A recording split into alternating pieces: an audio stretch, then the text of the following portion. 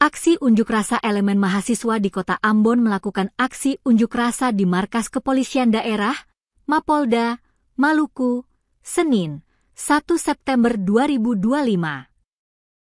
Aksi ini dimulai dengan long march atau jalan kaki semua mahasiswa. Dalam aksi yang dilakukan, para mahasiswa membawa atribut pelengkap berupa poster bertuliskan sindiran-sindiran keras kepada pemerintah maupun wakil rakyat. Berikut berbagai tulisan unik mahasiswa yang dibawa saat aksi unjuk rasa yakni: kembali ke pangkuan Ibu Pertiwi. Hampir saja bahagia namun kembali terluka, dipaksa sehat oleh negara yang sakit. Maluku tidak miskin tapi dimiskinkan.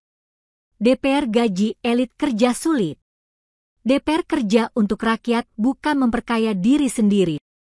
Diberitakan, ratusan massa aksi dari berbagai elemen mahasiswa di Ambon hari ini membanjiri jalanan kota dan mengepung Markas Kepolisian Daerah, Mapolda, Maluku.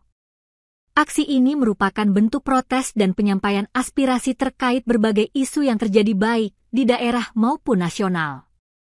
Aksi dimulai dengan long march atau jalan kaki yang dilakukan oleh para mahasiswa.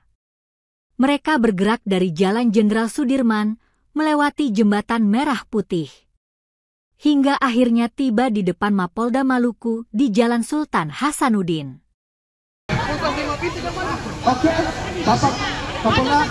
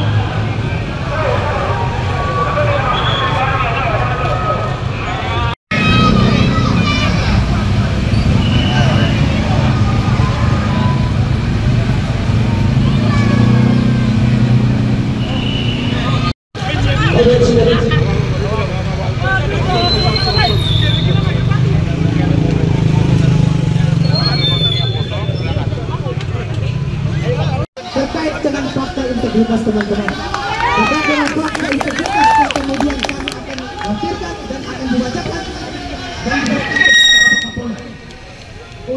lewat diskusi, lewat pemikiran-pemikiran kita, lewat kegiatan kita tunjukkan bahwa lembaga masyarakat, lembaga kemahasiswaan adalah elemen-elemen yang harus saling terhubung, elemen-elemen yang siap menjaga Ibu Pertiwi dari kondisi dan situasi yang ingin dibuat.